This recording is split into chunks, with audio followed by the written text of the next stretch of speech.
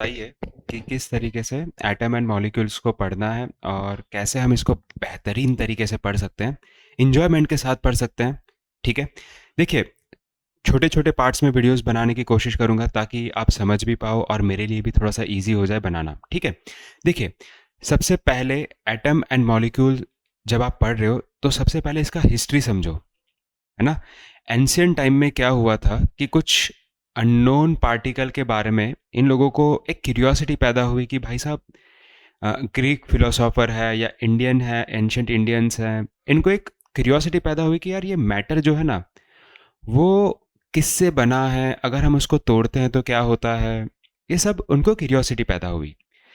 सो तकरीबन तकरीबन 500 बीसी के आसपास एक इंडियन फिलोसोफर ने कहा कि जिनका नाम था महर्षि कानद कनद, ठीक है, जो भी प्रोनाउंस करते होंगे।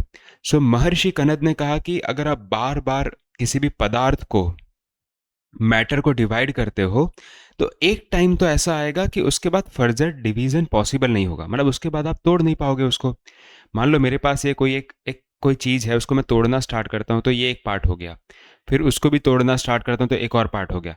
ऐसा करते करते एक पॉइंट तो ऐसा आएगा कि उसके नीचे हम तोड़ ही नहीं पाएंगे। तो उसको उसने नाम दे दिया परमाणु। किसने नाम दिया? महर्षि जी ने परमाणु नाम दे दिया उन्होंने।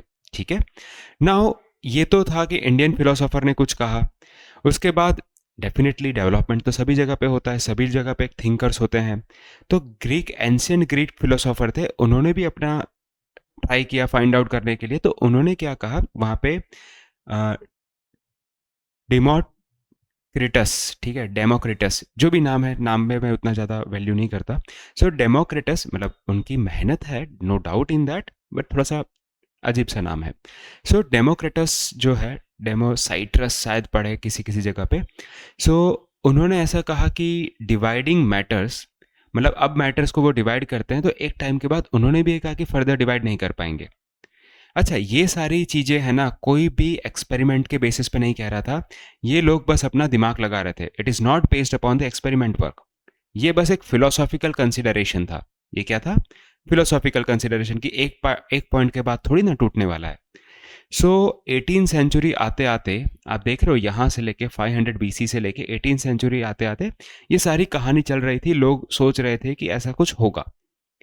Bye the end of the 18 century क्या हुआ कि कुछ साइंटिस्ट लोगों ने इतना रिकॉग्नाइज कर दिया कि यार, एक चीज तो पता चलती है कि हमारे पास दो चीजें हैं यहाँ पर, एक एलिमेंट है और एक कंपाउंड है।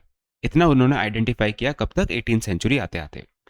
उसके बाद उन्हें ऐसा हुआ कि okay, naturally become interested in finding how and why the element combined. जब उनको ये पता चला कि यार एक एलिमेंट होता है, एक कंपाउंड होता है, तो उनको एक क्यूरियोसिटी पैदा हुई कि हाउ, कैसे, और वाई, क्यों एलिमेंट्स कंबाइन होते हैं एक दूसरे के साथ ये कंपाउंड बनाने के लिए। ऐसा क्यों होता है? What happen when they combine? ऐसा तो क्या होता है जब वो लोग कंबाइन कर जाते हैं? ठीक है, तो एंटोनी ली, एंटोनी एल एल, जो भी नाम है इनका, उन्होंने क्या बोला कि जब भी ऐसा होता है ना, तो वहां पे लॉ ऑफ केमिकल कॉम्बिनेशन होता है, पिक्चर में आता है। अब लॉ ऑफ केमिकल कॉम्बिनेशन क्या है? तो बेसिकली यहाँ पे two law of chemical combinations हैं। कौन कौन से हैं? तो आप देखोगे, लॉ ऑफ कंजर्वेशन ऑफ मास।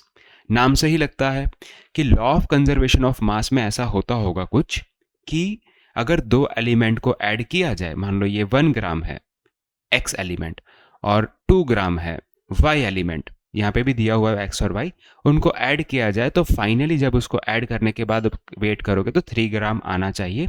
ये एक बेसिक अंडरस्टैंडिंग टॉपिक का नाम देख के समझ में आता है। ठीक है, तो यहाँ पे कुछ एक्टिविटीज है जो यहाँ पे दी हुई है, आप उसको देख सकते हो, मैं अभी उस पर नहीं जा रहा हूँ। ठीक है, if I feel then we will go to the activity. So law of conservation of mass क्या कहता है? States that the mass can neither be created nor be destroyed in chemical reaction.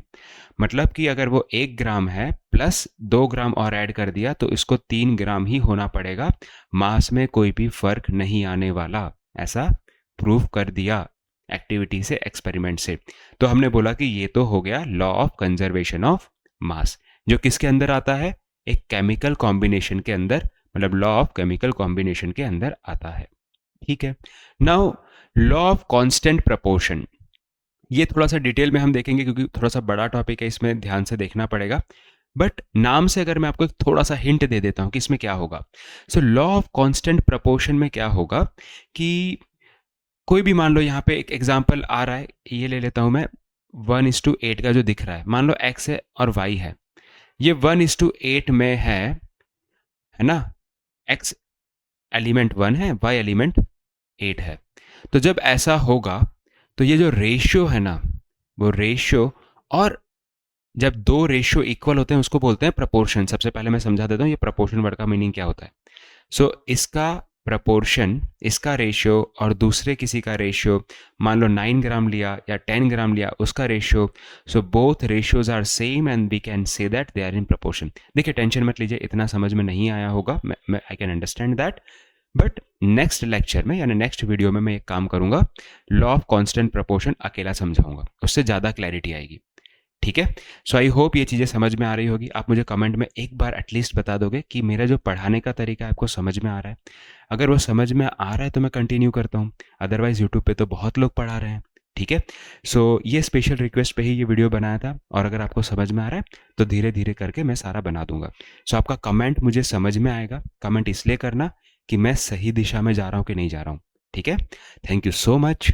जय हिंद, वंदे मातरम।